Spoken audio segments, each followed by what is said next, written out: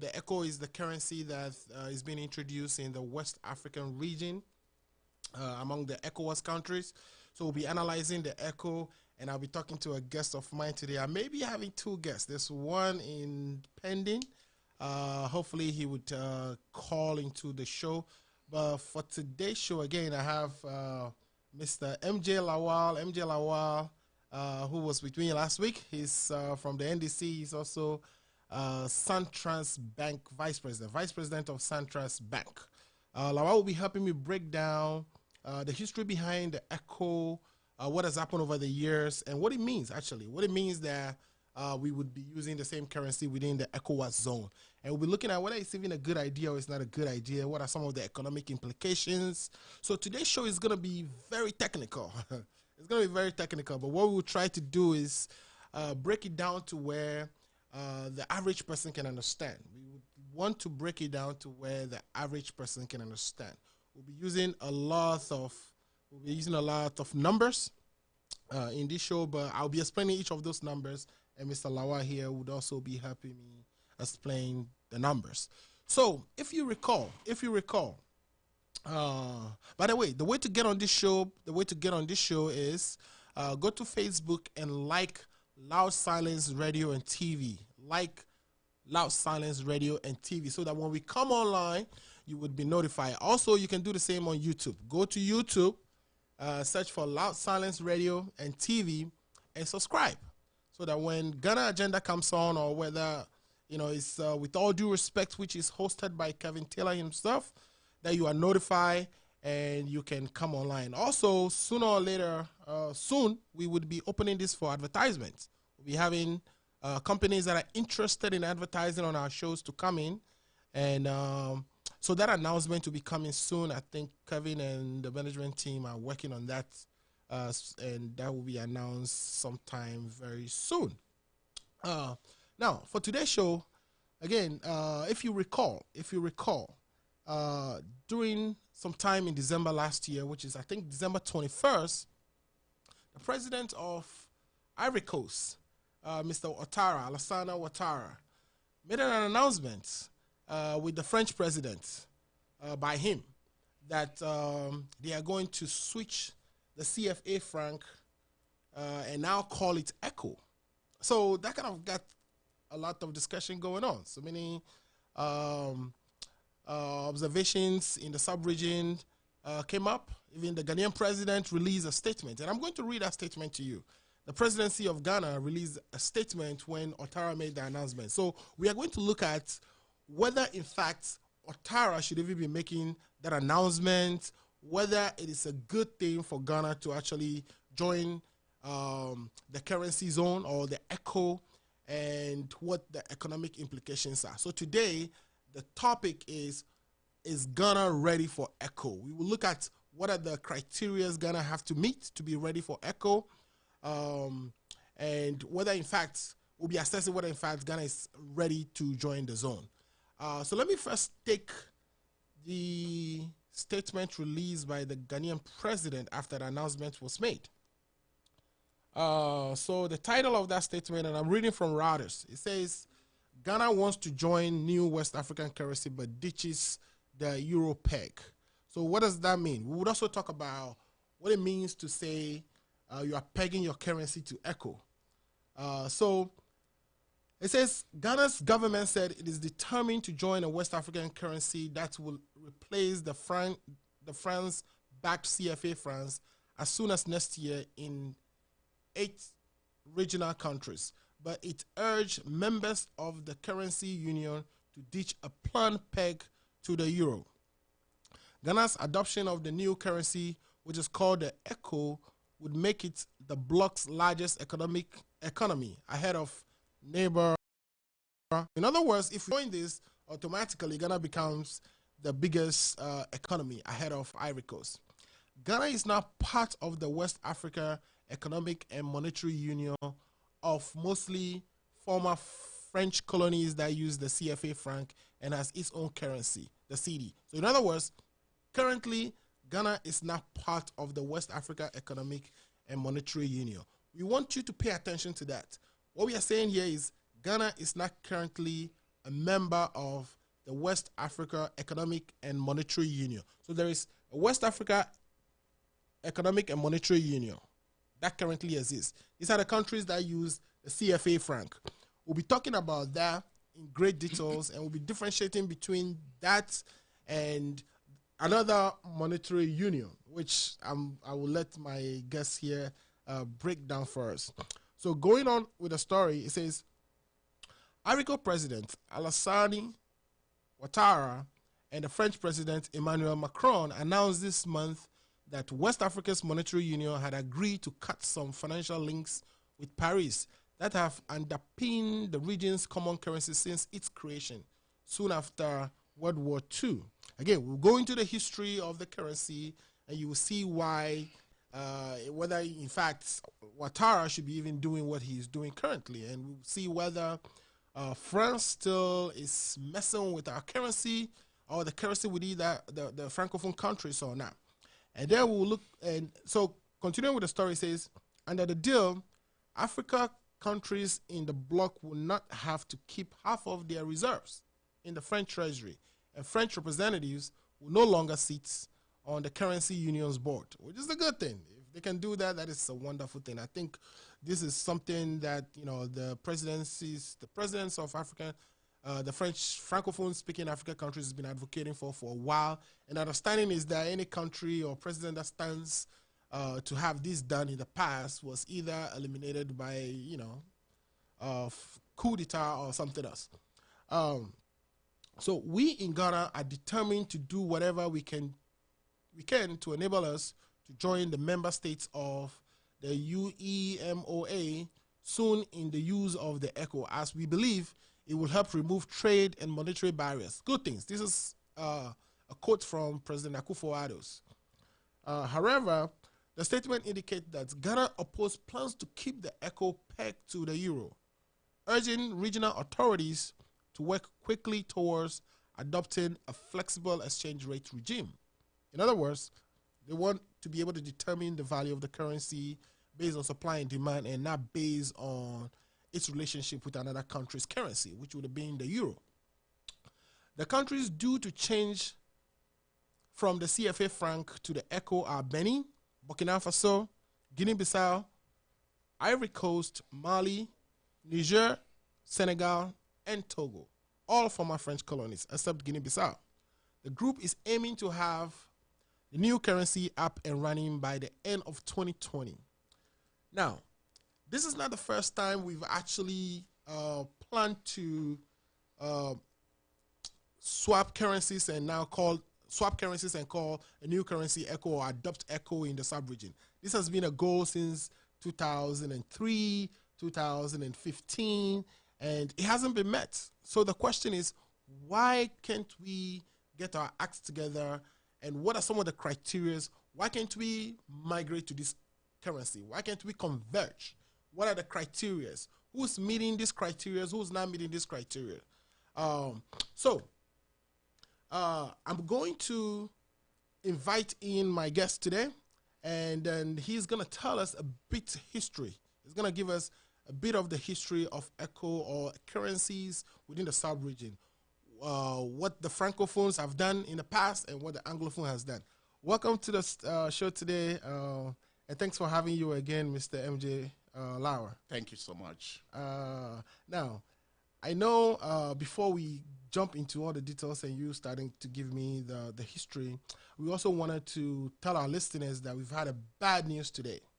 And we want our listeners to join us in mourning with the family of Kobe Bryant.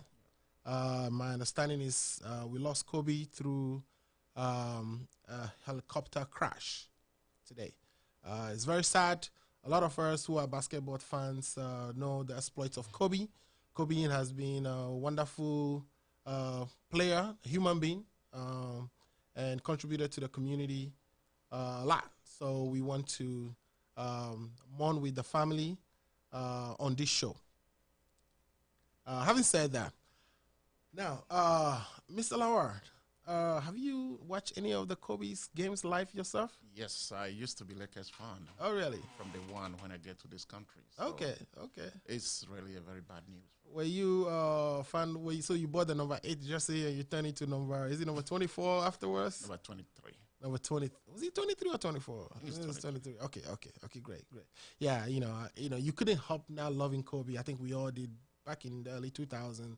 Kobe was really the deal, and for anybody who watches basketball, this is a great loss for all of us, and we want to take our time to recognize that. Okay. Now let's get back to our topic. On the show today, we want to talk about the echo. Can you give us a little history of the currency itself and how we got to this place today? Okay. Initially, the ECOWAS countries met in Lagos, Nigeria in 1975. Okay, 1975. Yeah, to talk about having a common currency. Okay. For the purpose of ensuring harmonization. Okay. Within the members. So they've been working on this quite a long time. Okay. And if you remember, before independence, the Anglophone countries were all using the British Africa pound. Okay. Okay. So unfortunately, when Ghana got independent around 1957, then we dumped the pound and then start using our cedi, which is our currency now. So that trend was followed by Nigeria. Okay. When Nigeria got independence around 1960, they also did the same thing, dumping the pound and then going for their naira. Okay, so before independence, right? What you're saying to me is we had two different currency zones in the West Africa community. Yes. Is that correct? Yeah. Okay. Now, and they are the Francophones, they are using the CFA. The CFA, okay. From the France, and then we're using the British pound. We're using the British pound. Because of our colonial masters. And that is all the Anglophone speaking country, all the English colonies were using the British pound. Okay, yeah. And so you're saying that once we became independent, which was 1957, if we recall, 6 March 1957, we decided to print our own currency. Around 1958. Good. So we printed that in 1958. All right. And then what happened? And then other countries follow. Okay. So the Francophone countries still keep to their CFA. Right. And then the Anglophones, we all have our independent individual currencies. Okay. Okay. And that has created a lot of problem. Okay. Because the Francophone countries are being backed by the France. So there's kind of stability and foreign exchange. So it was pegged to the French franc. In other words, if the French franc rises, the CFA will rise exactly at the same level. Yes. If it falls, the CFA will fall as well. At the same time. Okay. That's what we mean by the currency being pegged to another currency. Okay. But unfortunately for the Anglophone countries, they don't have anything like pegging, so they were going solo. Okay. So in that case, you realize that all the Francophone countries were not having price stability, foreign exchange rates, fluctuation, all right, because there was no pegging, and that created a lot of inflation in the Anglophone countries. Okay. So the decision was to come and together and use one currency, which is going to mean the Francophone countries, dumping their CFA, also coming to join hand with West Africa eco currency. Okay. Okay. So this was in the progress, and they were trying to do it in two phases. The Francophone countries will still be going with whatever they're doing, and then the Anglophone countries will adopt their own system. And as time goes on, they're going to merge it into one. So it was going to be a two-stage approach, right? Yeah. So what you're saying is there is going to be the Francophone bloc, which is the West Africa Economic Monetary Union, all right? And then alongside that, the Anglophones will also try to converge their currencies. Exactly. And then after the Anglophone countries converge their currencies, that the two currencies will merge finally. So the whole West Africa country will now use one currency. Oh, interesting. So the plan was to do it in a systematic way, so to not create any crash in the system. Okay. But unfortunately, what we're hearing now is completely different from the initial story. Okay. Which is like now France, I'm sorry. The president of Ivory Coast. France was behind him. Yeah, Emmanuel Macron was there. It was interesting that Macron would have been there because they've been accused of so many different things. For instance, they've been accused of keeping the deposits of the Francophone-speaking West African countries and only give them 20% of their own revenue back as financing whenever they needed it. And they still charge them interest on whatever they borrowed them. Right. With their own money. So to the extent that he was there when Macron, when Ouattara was making the announcements, looks suspicious, right? I think there's something behind it. Okay. And when you look at it from this angle, they're still trying to peg the echo. I mean, to the euro. Okay. What is wrong with that? I mean, you can no, I can tell you what is wrong. It's not. Okay. We have the good side and then the bad side as well. Okay, pegging it to the euro, give us stability, exchange rate. So that's a good thing. It's a good thing. Okay. And then also give us price stability. Okay. Instead of changing money, which is fluctuating like that, what we have in the country. Okay. Industries buying raw materials at a high cost, which will not make the prices stable. Okay. So that will help in that instance. But when you look at the negative side, you may not have the monetary independence that you need. The monetary policy independence. Okay. What does that mean to the average person? Because I think we are using a lot of, even though we said today the program is going to be very technical, we still want to say it in a way for the lay person to understand. Okay. What does it mean when we say for you don't have monetary independence? For you don't having monetary policy independence, meaning you cannot just stand and increase your interest rate. Okay. Okay. Like you cannot just issue bonds. Like I want to sell like what our finance minister have been doing, like selling bonds, like selling KK in the market. Okay. Every second is selling something. Okay. You can't do that. You will not be having that flexibility to do it. Okay. So now, whichever currency you've been pegged against, they will be doing all the monetary policy. Okay. So that is another hindrance when it comes to using one currency, which is pegged. All right, viewers, you're listening to Ghana Agenda. We are talking about the echo today. We are on Loud Silence Radio and TV. To get us, please go to YouTube. Go to YouTube and put in Loud Silence Radio and TV. And we will be bringing advertisers on shortly at some point. We'll be having that announcement go out. Today, again, I'm talking to MJ Lawar. MJ Lawar is from Santrans Bank. He is the vice president of Santrans Bank, and he's also with the NDC. We've reached out to the MPP. In fact, I was at their meeting yesterday myself, and the conversation is that they are still considering sending somebody to come and represent them and speak for the MPP. Our show is not hostile at all.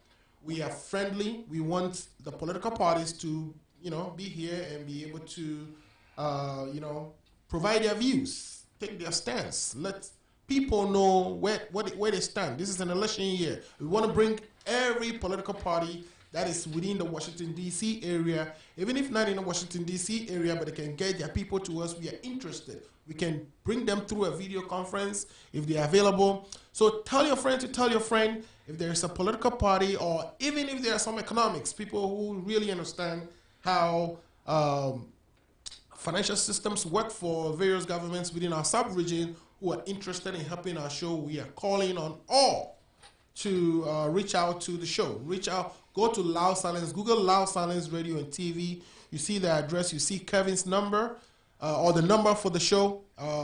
Please call it. It's a 202 number. Call the number, tell us your name, tell us what you can contribute, and we'll be interested. Again, listening to Loud Silence Radio, this is the Ghana Agenda. We are talking about the echo. We are explaining why it is a good idea to join the other ECOWAS countries and switch our currency from CD to ECHO, or why we should not do that. What are the criteria? What do we have to do to be qualified for the ECHO? Mr. Lawa has been helping us with the history of the ECHO, and I guess the next question I'm going to ask Mr. Lawa to help us with is, what are some of the criteria? So, say Ghana, a country like Ghana, wants to join ECHO. What do they have to do? What does Ghana have to do to become eligible to join ECHO? And are we ready? We want to bring that out. Are we ready to be part of the countries that would use the ECHO? I don't think so. You don't think so? Okay, tell us why. We still have a lot of stuff to do. Okay. Because let me just go over the criteria. Yeah, the criteria, which is we have the primary and then the secondary. Okay. The primary criteria deal with monetary convergence. Okay. Which the first one is you should be able to have a single digit inflation. Okay. Okay. What is a single digit inflation? Sometimes we want to make sure our listeners understand these things, right? I know you've been throwing a lot of words out there. You talk about monetary policy, which you try to explain, and I hope you did. I think you did a good job with that. What is a single digit inflation? Single digit inflation is inflation is measured every year or every quarter. Sorry. Okay. And based on the prices of the items in the market. Okay, are they going up, or are they stable, or are they the same? All right. Are they coming down? Nothing comes down in Africa, you know that, right? Okay. So prices are always going up. So it's measured in a way, percentage-wise. The basket. My understanding is a basket of products, right? I don't want to go into it's like Right. CPI, Consumer Price Index, Okay. which I don't know if the layman will be able to understand this. Yeah, but in other words, we can say it's a basket of, let's say, so the basket of products could include, and we just give an example. We're not being specific. Okay. We're saying maybe a ball of kenke, an iPhone, what do you call it? Electricity bill, tomatoes, all these things in a basket. Okay. And then we kind of average the prices. So there's some formulas behind that, obviously. Yeah. So that's what a basket means. And so what does it mean even if it is single digits? Or They measure it in a percentage-wise. Okay. So if it's below 10, from 1 to 9, Okay. we classify it as being single digit. Okay. But if it's from 10 up, so that's a double digit. Double digit inflation. Yeah. Okay. Okay. Okay. So we are supposed to have a single digit. Do we know the number that we are supposed to have? I think it was 5%. 5% for 2019 going. 2019 going. Yeah. Okay. Okay. Okay. So Ghana or any other country that is interested in using ECHO should have an inflation that is 5%. Yes. 5% inflation. That's what qualifies them. What other criteria do we have? Okay.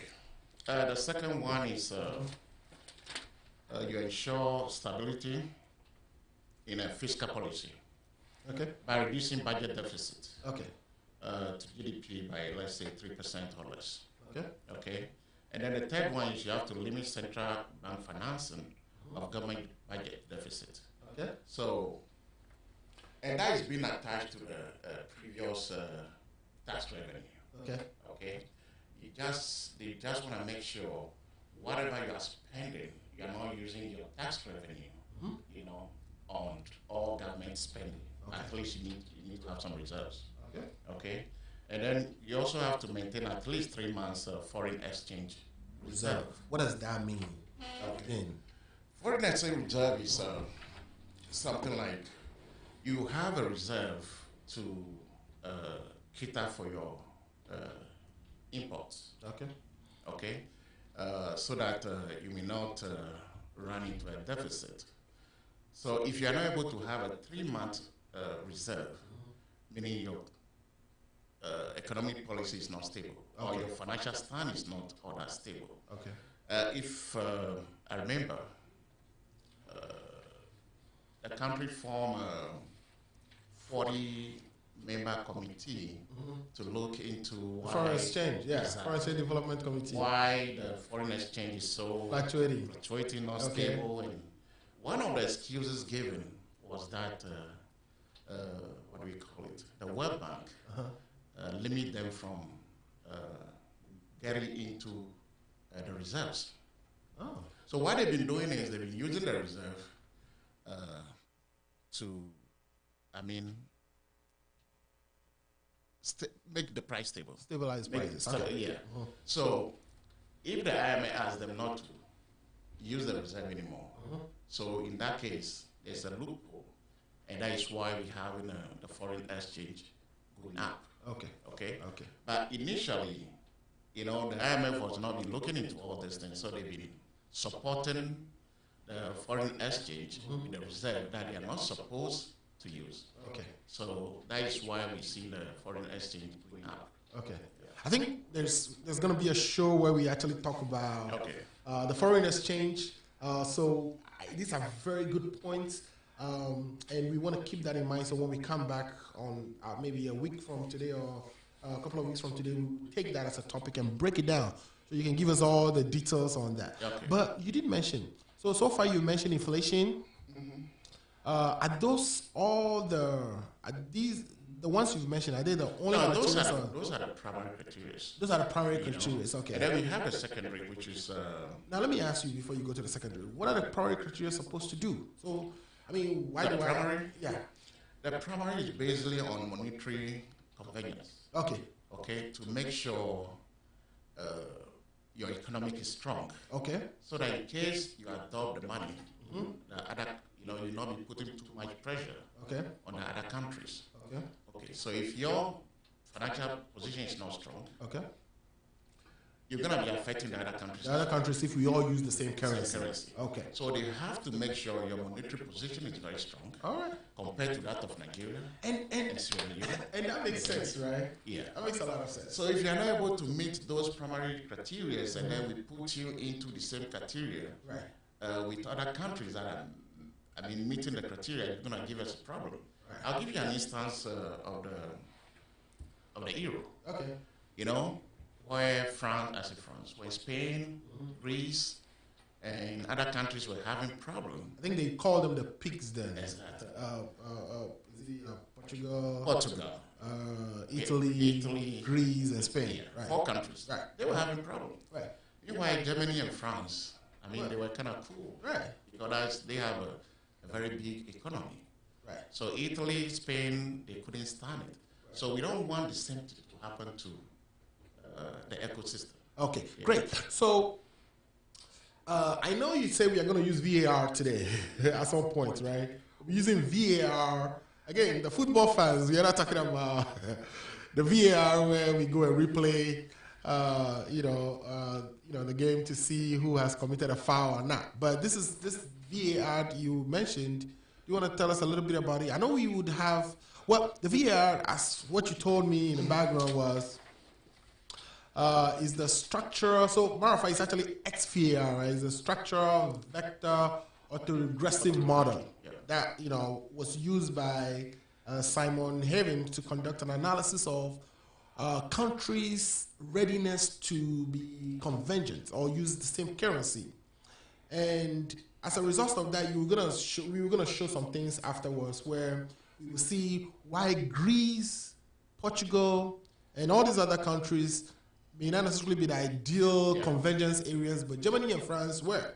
And that's why when Germany and France were, sailing smoothly, successfully, from economic standpoint, Greece and Spain were having problems because, they were not optimum convergent areas. An optimal convergent area was a word that was introduced by Robert Mundell in 1982. If you look at that research by Robert Mundell, he talks about the optimum currency area. So now you talked about the primary criteria. You laid that down clearly. Now, you also mentioned there are some secondary criteria. What do they do and what are they? There's primary. I already mentioned the primary. The secondary ones. Yes. The secondary ones, they are for fiscal integration. They want to see how we paying our bills compared to the tax we receive. The percentage of our bills that go into tax. The tax revenue of GDP percentage. Equal or greater than 20%. And then public investment to tax revenue. It should be at least equal or greater than 20%. Okay, and then they also want to see positive real interest rate. Okay. No country want to have a negative interest rate. Right. And then also maintain a real exchange rate stability, Okay. which is the major problem we have in Africa. Right. Right. If we're able to maintain our exchange rate, I think prices will be stable. Prices will be stable. So it appears to me, from the little research I've done, that the criteria you mentioned to me were the initial criteria. Yeah. It's been whittled down a little bit. So the secondary criteria from the current data I have seen, we only have 2 of them. Yeah, they reduced Is that it to correct? 2. So those 2 would be the public debt to GDP, and that should be kept under 70%. All right. And the other one is the exchange rate that you talked about, that the exchange rate fluctuation should be plus or minus 10%. So your currency can fluctuate by 10% and it can go down. In 2019, the Ghanaian currency fluctuated about 12%, which is almost 13%, which means we did not achieve that convergence criteria. Exactly. Years past, it was 18%. Somewhere between 18 and 17 and 18, it was actually a little stable. It was under 10%, so we were good then. But in 2019, it shot back up. Yeah. Any other thing you want to tell us about the criteria before we move on? So what does achieving these criteria actually mean? That means you have a stable economy? It makes you have a stable economy. Okay. And countries with the same kind of shocks. I don't know if you can go into that. Right. Let's say if you have a country which basic export commodity is agriculture. Okay. Okay. And you happen to have a situation where there was a drought. Okay. Okay. In that case, the export is going to be down. Okay. Okay. So the most important thing for countries is to have a diversity of product. Diversity of products, okay. So if something happened to agriculture sector, we know our mining sector is okay. Right. The gold will be coming and other things will be compensate for that. Okay.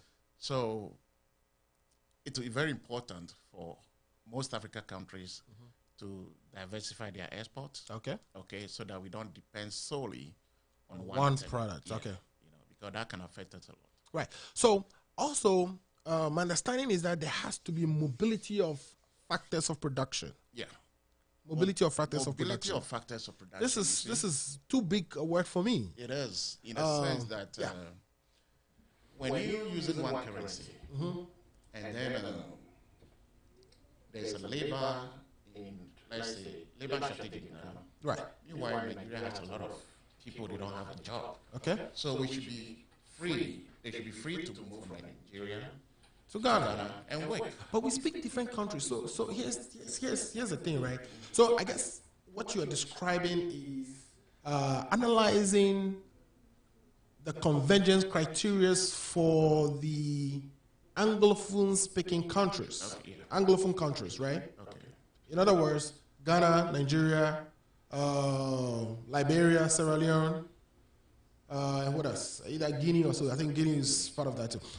Not just manpower alone, not employment alone. We can also use resources like maybe we need timber, right, somewhere else, and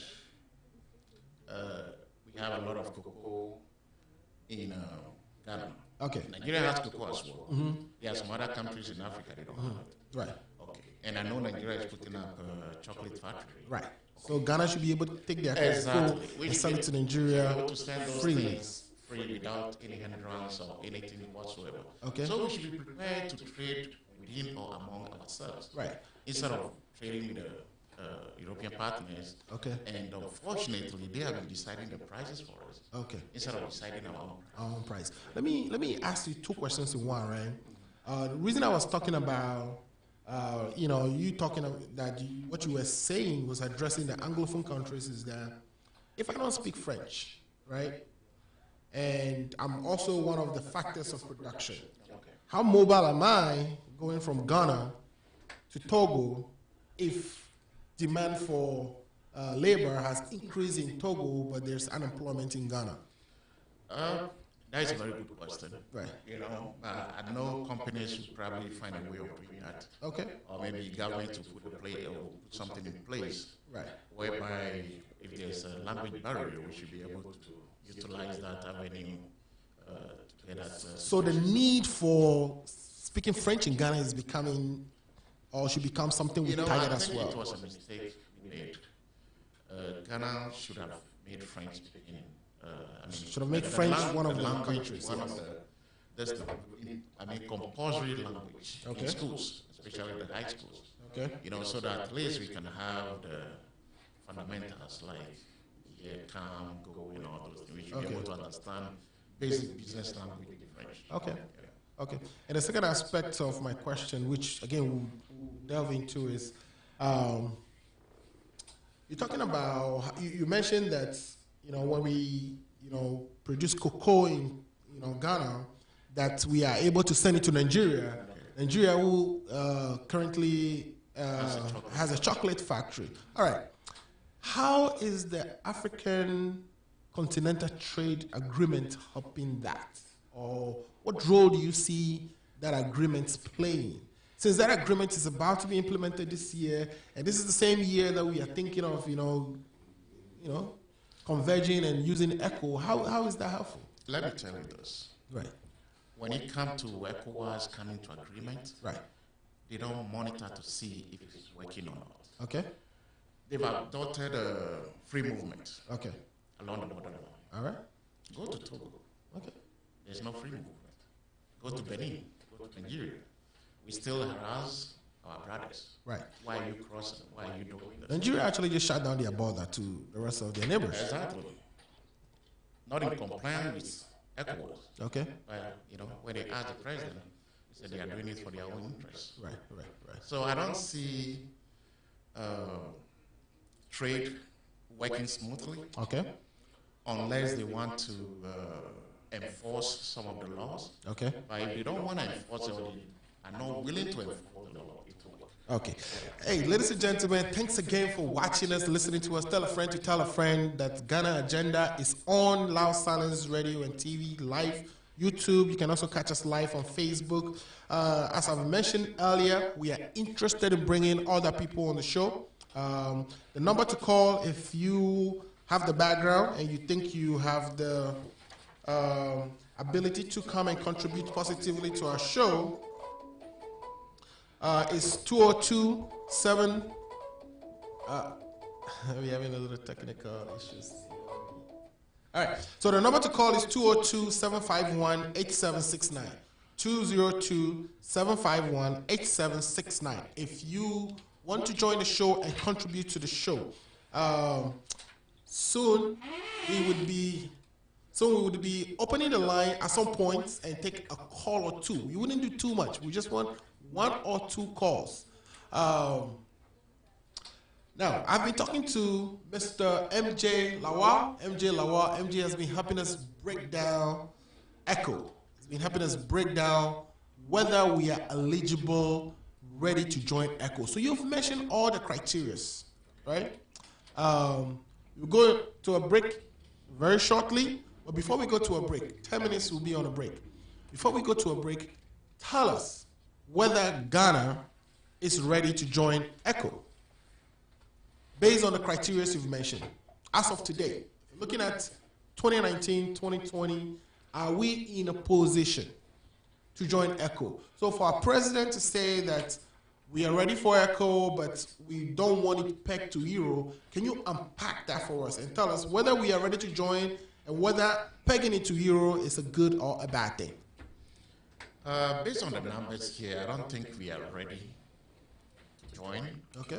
Because when you look at the budget deficit, okay, we're supposed to be around less than 3%, right, equal 3 or less than 3%. We achieve 5%. Right. So which is, higher than the expected number. Okay. And then the average annual inflation,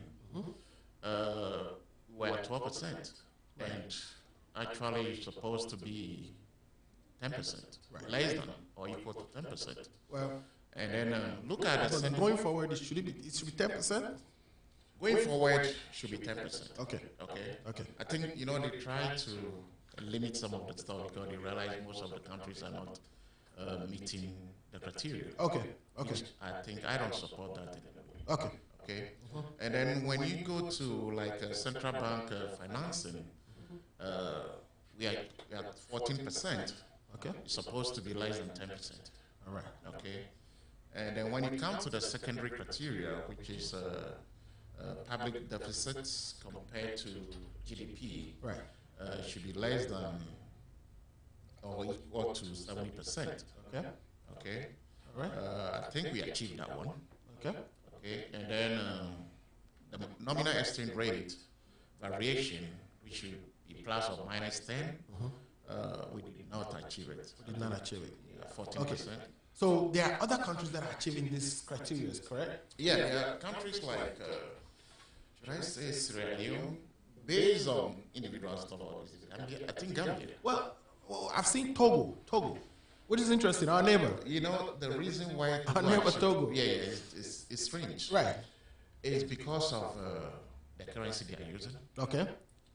There's a price stability. All right.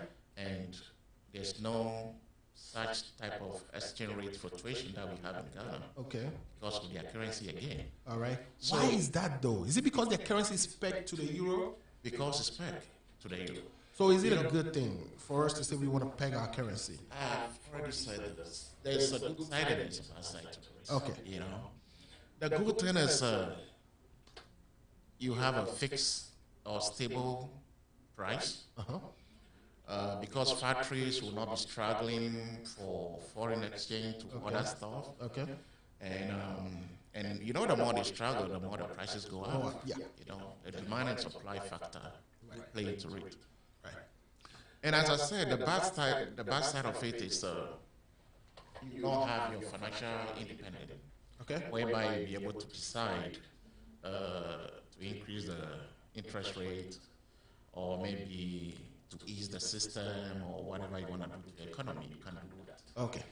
I'll give you an example of the euro. Okay. When the financial market was down, the meltdown of the 2005 to 2007. Well, between 2000, you mean in Ghana or the whole world? The whole world. Well, that started in I think 2000, from 2007 through all the way through 8. 8 was really bad. 9, 10 was really bad. So started from the George Bush administration, of course. So that time, Obama came in. Yeah. The Eurozone, Right. they couldn't do nothing about it. But we have about 28 and 9 countries are not in the Eurozone. The Eurozone, yes. Okay. But I'll just use an example of UK, Okay. Denmark, and I think Sweden also. Right. So during that crisis, UK was able to put in financial measures to ease the system. Okay. That was around 2008. They cut interest rate. Okay. When they cut interest rate, they discourage people from making more deposit. Okay. Because they want to see money in the system. Okay. Okay. So and that's an expansionary monetary policy. Exactly. Right. Okay. And then after that, they realize it's still not working. All right. So they put in another measure. Okay. Of pumping more money into the system. Okay. Okay. And they did that around 29 and 2010. Okay. By the eco zone countries, they waited till around 2015 to do that. Okay. Why was that? Why? Because they need consensus. Okay. You cannot. Okay, that's what comes with Yes. when you lose that autonomy over your monetary policies. Yes. You Because need consensus from all these other countries in order to put in policies that would. Yes. France was struggling. Germany was struggling. Okay. But they couldn't do anything. All right. Because they can't put any financial measures in place. Okay. So that is one thing about, using one currency, and in our side, pegging currency has Against another currency. Okay, great. Now we want to do this break very quickly. I think we are also approaching time, but we will not go until we actually talked about the VAR. The VAR. I know you're really interested in that, and you wanted to show us basically what are some of the shocks that we should have in common in order to use the same currency. Like, for instance, We're going to talk about supply. We'll talk about the demand shocks. We'll talk about monetary shocks and how, those shocks should be similar to the countries within the region before they can adopt. Also, I want us not to forget about the fact that there are two different monetary zones, right? Yeah. There's the Francophone one, which is the Union, which is the West Africa Economic Monetary Union. And then there's the Anglophone one, which is WAMSI, which is the West Africa Monetary Zone, all right?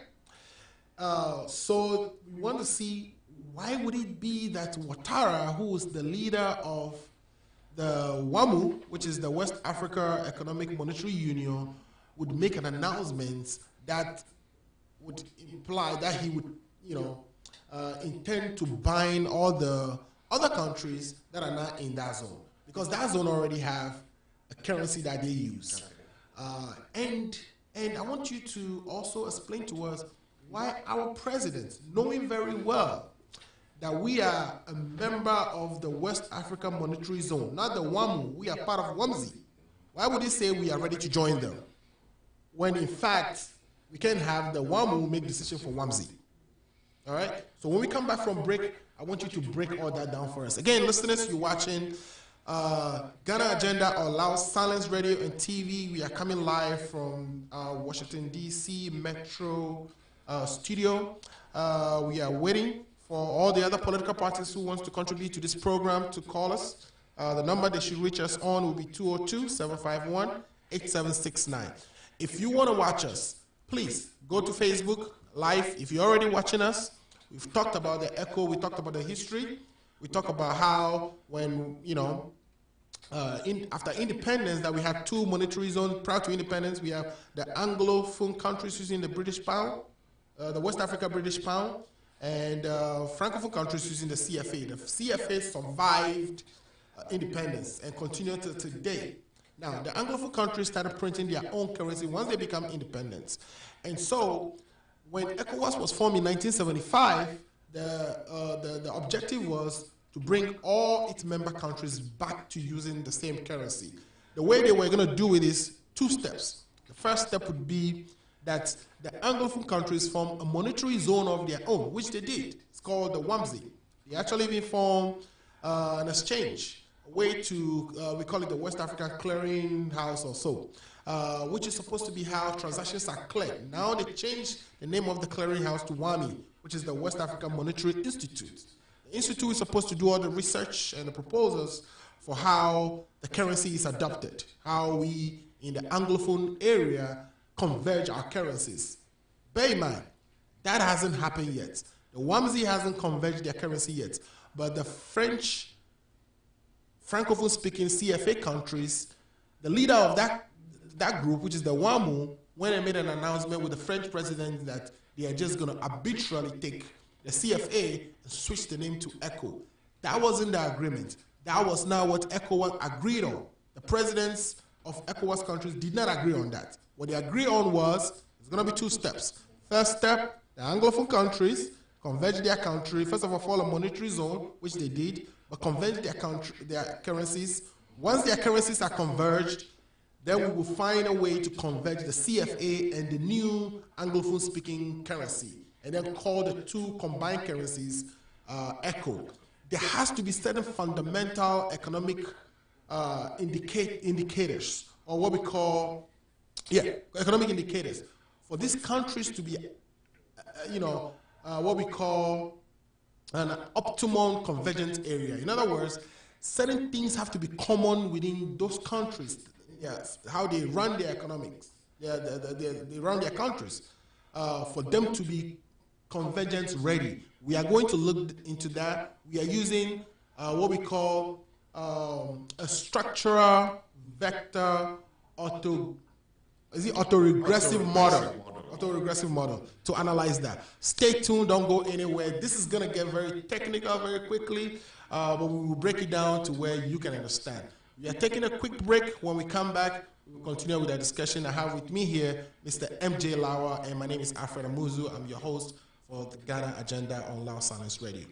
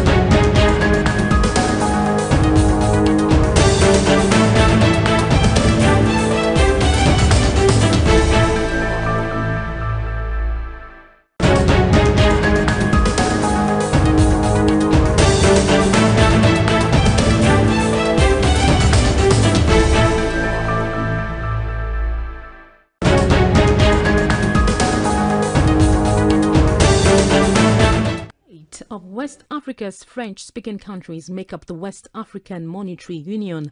The West African Monetary Zone's member countries, which include Nigeria, are all Anglophone except for Guinea. In December last year, Ivorian president, who also doubles as chairman of the Authority of Heads of State and Government of the West African Monetary Union, Mr. Ouattara, made known plans to change the name of the CFA franc to ECO this year. This extraordinary meeting of finance minister and central bank governors of the West African Monetary Zone now says that action is not in line with existing decisions. WAM's Convergence Council wishes to emphasize that this action is not in line with the decisions of the Authority of the Heads of State and Government of ECOWAS for the adoption of the ECO as the name of an independent ECOWAS single currency. The West African Monetary Zone wants agreements reached by the region's leaders on the single currency roadmap complied with. The WAM's Convergence Council recommends that an extraordinary summit of the Authority of the Heads of State and Governments of the WAM's member states be convened soon to discuss this matter and other related issues. 12 central bank governors and finance ministers of the West African Monetary Zone were present at the extraordinary meeting. The ECO is the name adopted by the ECOWAS heads of state and government for its common currency. The currency is expected to be issued this year in line with ECOWAS' efforts at actualizing economic integration.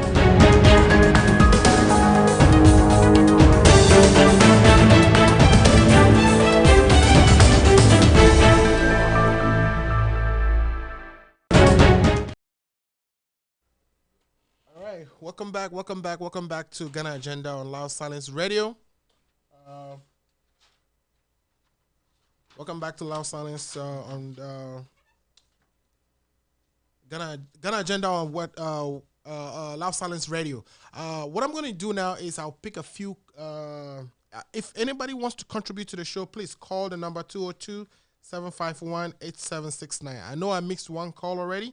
That caller can call back. The number again is 202 plus 1202-751-8769. I'm going to take a few messages before we go into our VAR discussion. And I'm sure, everybody's waiting for that. I'm actually interested in that myself. So let me take a few comments. The first one we have here is Ghana Agenda +++. That came from Fakao Harun Boache Mohammed Al-Hassan say, he said something in French. I can't read that. Okay, I'm getting a call again. And hold on, caller. Hello, caller. Welcome to Loud Silence Radio. My name is Alfred Amuzu. How are you Hello? today? Yes, sir. Can you hear us? Yeah. Okay. Yeah. I was late, so I didn't hear you all the program right now that I came. Okay. And so I saw that the Ghana is not ready to join the ECO because can you explain it to me? Well, Ghana is not ready to join the ECO because the criteria that has been published by the ECOWAS community for countries that are ready to join, Ghana hasn't actually made all those criteria, or Ghana hasn't achieved those criteria. And the criteria are, I'm going to quickly go over that with you. I think my guest has mentioned them. The criteria are that we keep our budget deficits below 3% currently. We at Ghana is at 3.5%. So this is not achieved. The next criteria is that our annual inflation should be below 10%, but after 2019, that should be 5%. Currently, our annual inflation is at 9.4%. So it says achieved, but again, that was in 2018. In 2019, it's supposed to be 5%. If you look at the projections, in 2019, Ghana's inflation will be 9.3%. So we will not achieve that. We are not ready. If you look at the central bank financing of our debts, right, it says it should be 10% of previous year's tax revenue.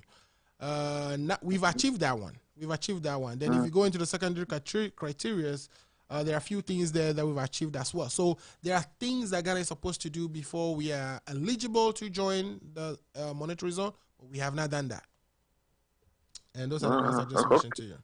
Yeah, okay. Thank you. And thank you. Thank you. Thanks We for pray calling. that, yeah. Thank you. Bye. Thanks for calling.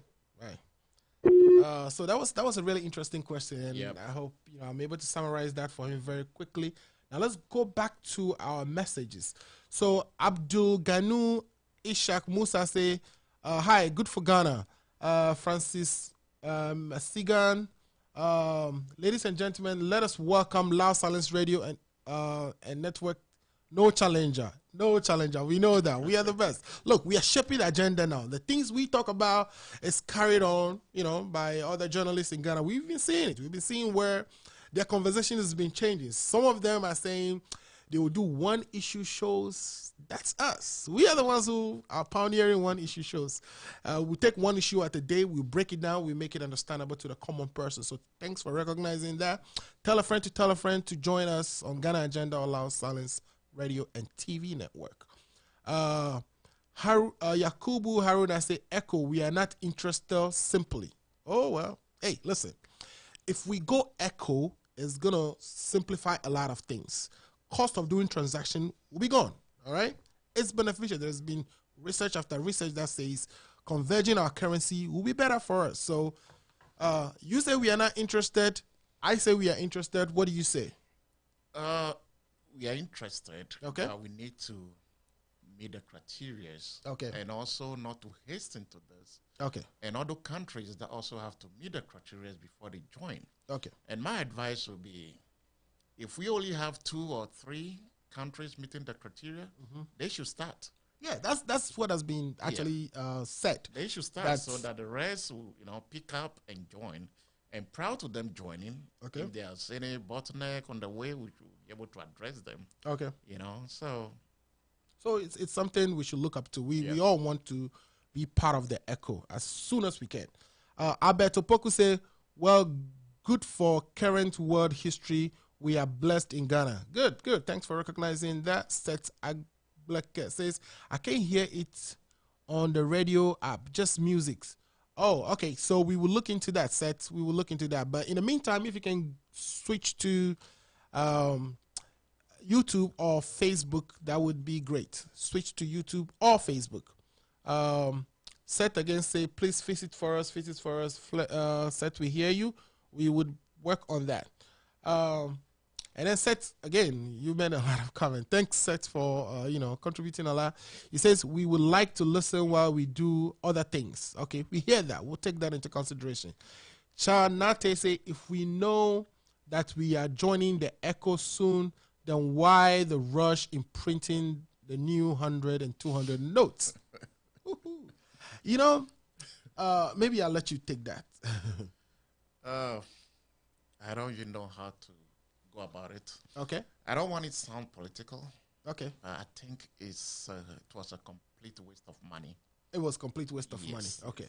If our own president, Right. responding to Quattara's comment Right. that we are ready to join, Right. then why print money? I don't think we are ready to join. And I think it's known at the highest levels, I don't even think Echo will take off in 2020. The countries are not ready. The West Africa, the Francophone countries, they already have their currency. They already have the CFA. So they are good. They are good. Yeah. They don't need to change the name to Echo or anything. The problem is with the Anglophone countries. I'll show you data that will tell you that majority of the Anglophone countries, when they started, sometime Gambia and Sierra Leone or so made the cut. Yep. But beyond that, they made a cut for only 1 year. After that, no, they've not been meeting the criteria. So, it's not something that is going to happen in 2020. I don't believe it. And I think our government knows. That's why, I think they went ahead and did the 200 I don't think and 100 because it they were doesn't not make sense. planning towards, becoming convergent anytime soon. So that answers your question, Chanote. There is another one from AP Ghana. It says, Ghana and Nigeria have recently said no to the Echo in the form agreed with Macron, as it is just a renaming of the CFA with some minor adjustment. Exactly. We besides that, Ouattara has no rights. This is now what was agreed on. What was agreed on was the Anglophone countries were going to converge first as one step, and then the next step would be that whatever currency is agreed on, or by the Anglophone countries, would then be converged with the CFA franc, and that would be when we call the two together ECHO. So for them to just go ahead and call the CFA ECHO is completely out of place. They shouldn't do that.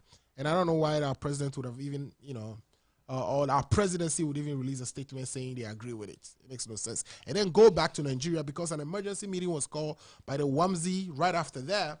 And then they went to Nigeria and now says, no, we disagree with Ouattara. So it's kind of, even Ouattara is not supposed to be the one championing that. Well, he's the leader of WAMU, right? Yeah. Yeah, but the thing is, you could tell that France is behind it. Yeah. You see? What is Macron doing there? Exactly. So it's France behind us, and if we are going to adopt this, are they going to peg it? And are they going to be requesting us to also put our reserve with their bank? That is something that no Anglophone country will be willing to do. Well, I think there's a central bank of West Africa that is in I think the Francophone countries actually have a central bank, right? They call it BCEAO, but they still have to go and deposit in France as of now, the CFA. But the ECHO wasn't going to be the case. Okay. Let me read some more here. Habib Wunam says it is good for Ghana to change our currency to ECHO for betterment of the country and Africa as well. Thank you. And I think that's what we are all advocating for, Habib. Sam Doe says there's no way we join when an European country is going to cut the money for us. They will still control us.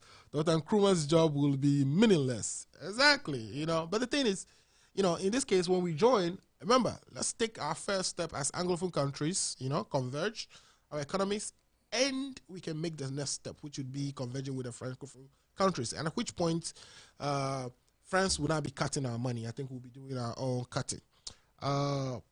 Rush Popovich says, we are not ready for this French money. We will be ready when our money is being printed on African soil and backed with gold. OMG. So, hey, I think you're going the Gaddafi line, and we like it. We want to back it with gold. It will become the strongest currency in the world, if in fact. But you see, the world has moved away from backing currency with gold when they did the Bretton Woods agreements. And so, again, it would be nice if we can do that. William Akoto said, I really thank God for your life.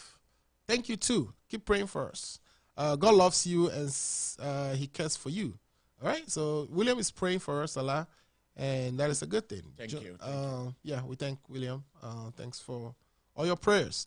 And then Hercules Skinny says they should keep their ECHO with their cancer. France, we don't want it. All right. Okay, that's a bit strong there. St. Peter's Credit, I share your view, Popovich. Okay, so Popovich, somebody share your views. That's good. Ista Egbert says, good job. God bless you for the good work you're doing. I pray for more blessings. Amen. Where is my boy? Where's my boyfriend, Kevin Taylor? Kevin, you have secret admirers. All right, we'll get a message to him. We'll tell him you are a secret admirer and you would like to see him. So Kevin will be coming on. On Monday. He has an expo for you. Kevin has so much information. He's diligent, releasing info after info, filler after filler, week after week. Every Monday, you can listen to Kevin with his short 10 minutes editorials, and then he comes back and will do the entire, I think he's been doing 3 or so hours, right? He does the 3 hours of extended, with all due respect. So you should expect that on Tuesdays and Thursdays in the afternoon. In the meantime, he's going to give you a little gist by Monday. Okay, so at this point, let's go back into our discussion, and we want to conclude on the numbers, right? Okay. We want to conclude on what are the things that need to be present in terms of economic indicators for it to be possible for countries to converge, and why we think even beyond why, and that would be, I think some of that actually explain the criteria we have ECOWAS has established, but we want to look at what those factors are. So, producer, we are going to work with you and show a graph. Matter of fact, if you look on the PowerPoint, producer, I think if you can go to slide 6. Slide 6 says variance decomposition of the variables in the model. So the model we are talking about is the structured vector autoregressive model. All right, we use it to decompose some of the economic variables and the type of shocks that impact those variables. In other words, this will show us whether we have a common source of shock.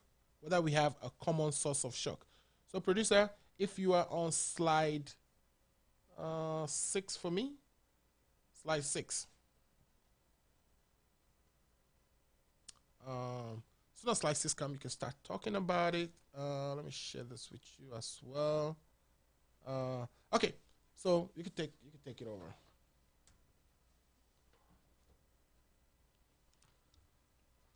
Slide number 6, producer, which talks about the structured vector autoregressive model. It decomposes the factors that should be present, or the variables that should be present for countries to be an ideal or to be ready for convergence. So you can go ahead and explain that exactly. to us. And these factors are, we have the demand, supply, and then the monetary factor. The monetary factor, okay. And those are some of the shocks we want to see the commonalities in, based on this autoregressive model. Okay. So when you look on the draft, we have Gambia, Ghana, Guinea, Nigeria, and Sierra Leone. All right. Okay, so when you look on the supply factor, you see, let's take line 1, the variances. You see that... which variance are you talking about? Is it the growth? The growth. The economic growth, yeah. like the GDP. What makes your economy grow or not, right? The real growth. What explains economic growth in these countries? And that's what you want to tell us. Yeah. Okay, what is that? So when you look at it, let's say Gambia, for instance, the 99.65 depend on supply. Supply. Yeah. So supply shocks, all right? In other words, if we have a lot of harvest or we don't have any harvest at all, explains our economic growth. Why is that the case? I think you mentioned something about agriculture. I mentioned something like that is why we need a diversification of products. So if you depend on one and then you only depend on this, and at 99%, and if there's a shock, you know that your economy will scramble. Okay. So Gambia depend on supply. Ghana as well, 99.97. Okay. Where Gambia is 99.65. Okay. Then you go to Guinea. They also depend on supply, 99.31. Oh, wow. And Nigeria, 99.71. Okay. So when you look at Sierra Leone, you have 90.73. Okay. So in that criteria, you could see that Sierra Leone is a little bit better. Okay. In terms of supply. So Sierra Leone's economic growth doesn't depend 90% on supply. Or supply shocks. Yeah. Okay. So if there's a shock, what other shocks explain Sierra Leone's growth? In terms of GDP growth, if you look at Sierra Leone, what is besides supply, which is 80-something%, what other numbers do we have there? They have demand. Demand, okay. Okay, demand, in case of demand, is just 9.23. So people wanting to buy goods. Yeah. People wanting to buy goods, or people now wanting to buy goods, also contributes what percentage? About 12% towards economic growth in Sierra Leone, which is not the case with the other countries in the sub-region. So when you look at Nigeria like this, it's, for demand is about 0.19. Insignificant, yeah. Okay. And then come back to Guinea, which is also around, actually it's negative. Right. Negative 0.28. Right. And then let's go back to our own country, which is 0.34. Okay.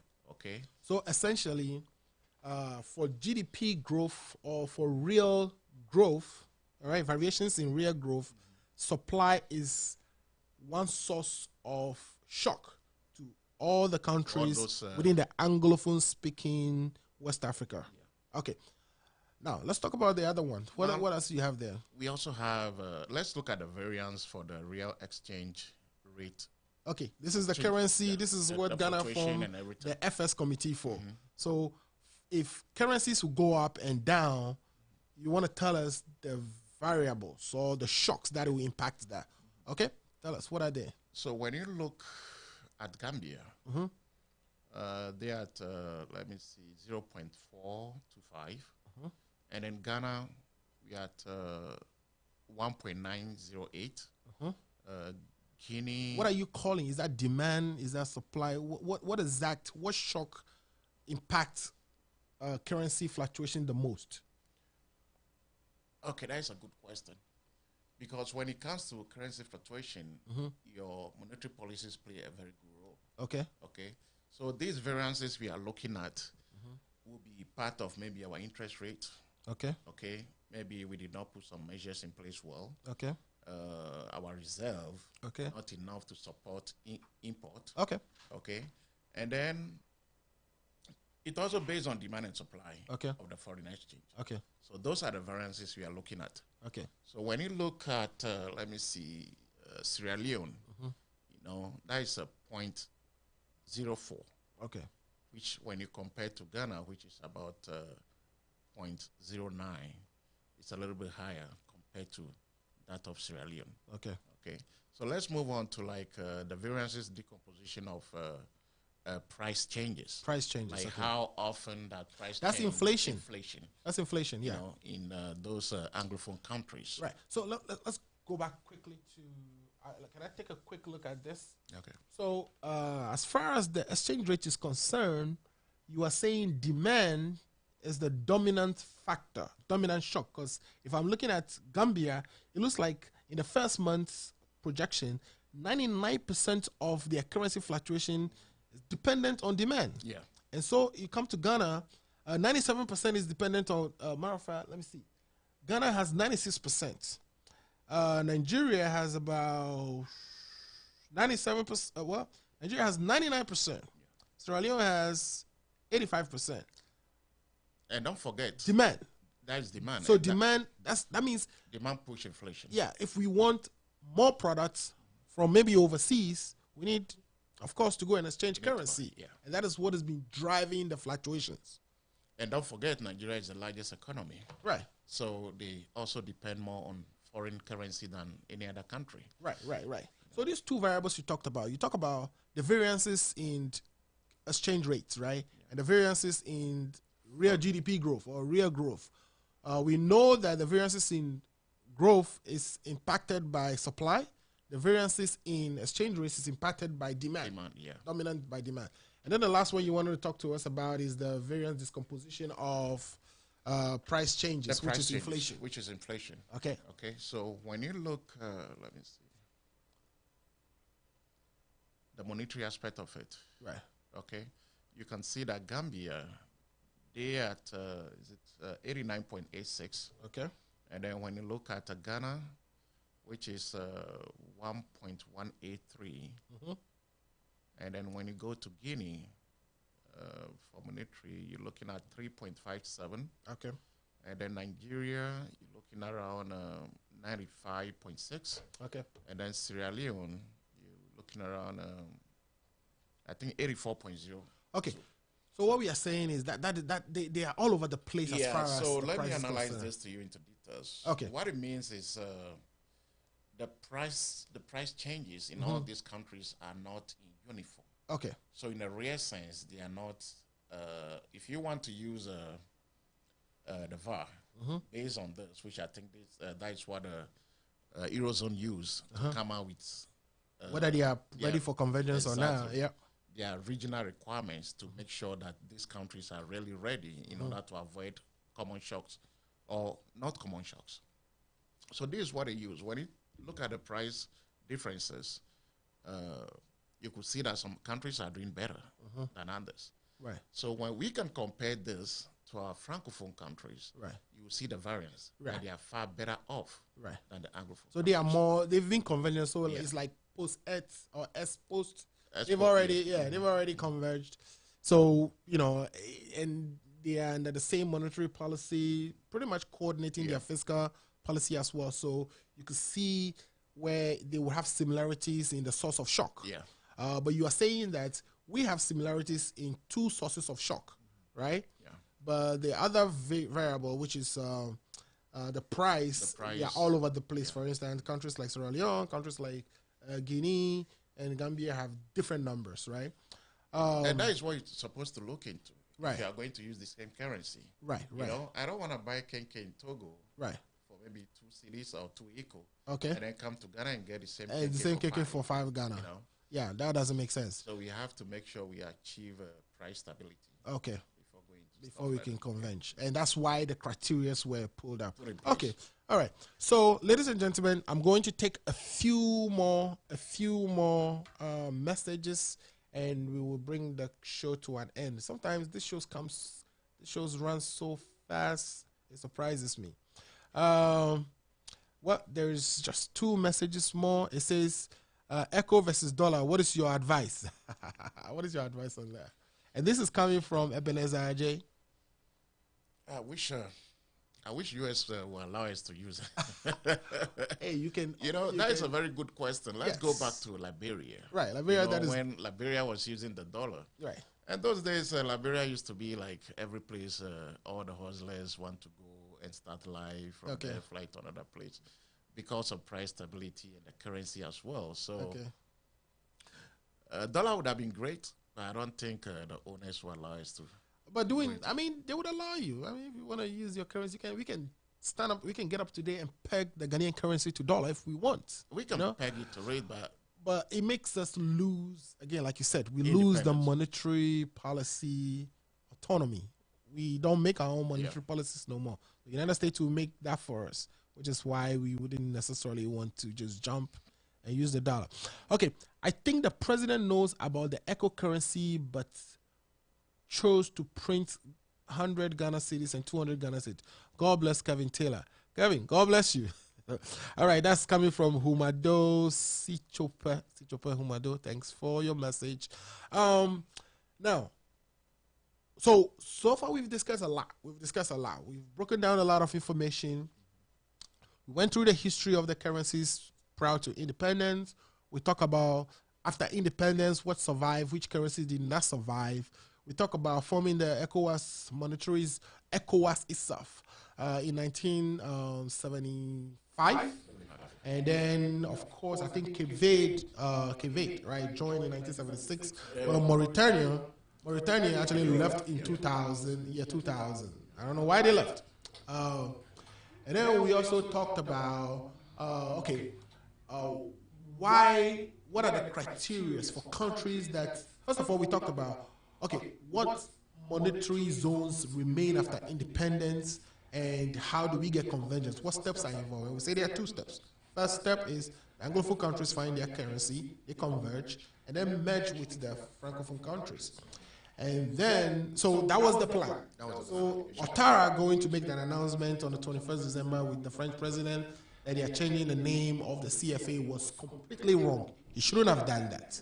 That was wrong. That was not in his place.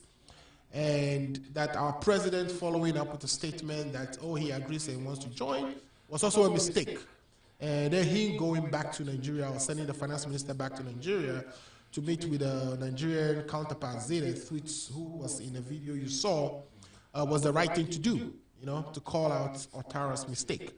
And our agreement for today's discussion is that we don't think ECHO is going to happen in 2020. We do not think so. Number one, majority of the countries are not ready based on the economic. Now, they can decide arbitrarily to just converge. This criteria are things we decided on ourselves. We can decide to converge without meeting those criteria. But I don't even think that is going to happen, because it would expose us to risk. It would expose us to uncommon shocks, because, a demand hike in Nigeria would not necessarily result in a demand hike in Ghana. All right, unemployment in Ghana, for instance, if Nigeria is practicing expansionary fiscal policy, which means they are pumping a lot of money into their system, all right, It could cause inflation in Ghana. Because all of a sudden there's a lot of money in the system. circulating.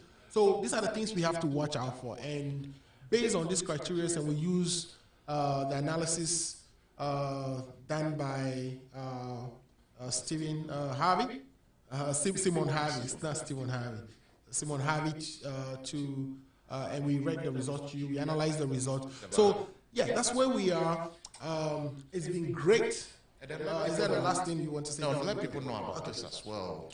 Not that just ECOWAS trying to put a requirement in place for countries to Converge, yeah. You know, the Eurozone did the same thing. Right. Okay, they also have their primary criteria, about 4 of them. Okay. I remember very well. All right. So those do not qualify. Take them some time to join. So I don't want someone to be like, why are we putting all these requirements in place before we can join hand with one currency? There's a reason for it, economic reason, which we're trying to avoid not to crash the system. Right. So the economic reasons are we want monetary convergence, where we have similar issues, or we can policy implementations to resolve or to dissipate shocks would be Same across across the board. Will be same across the board.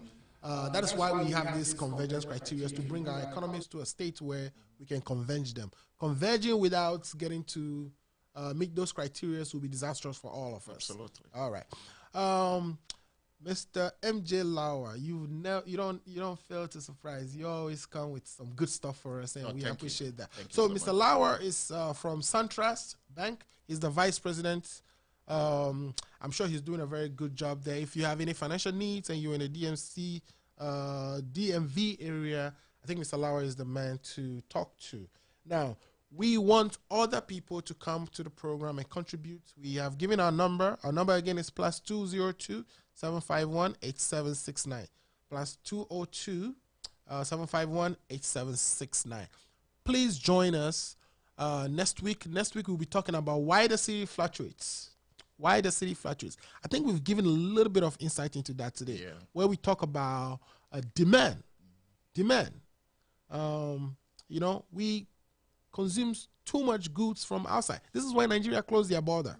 All right, they closed their border so people can buy domestically. Local-made food, local-made rice. Right.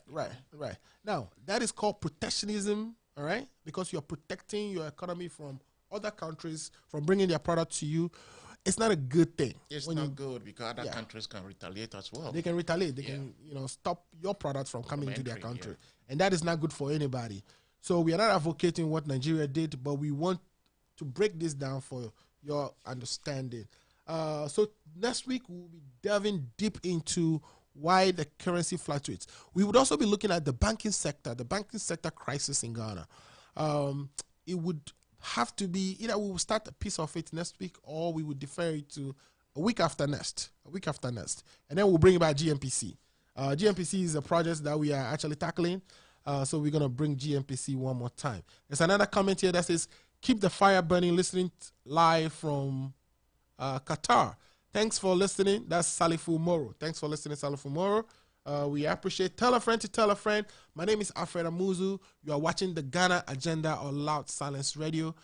Kevin will be coming to you sometime tonight, midnight time frame, and put out something for a teaser for you to actually join him on Tuesday for the standard version.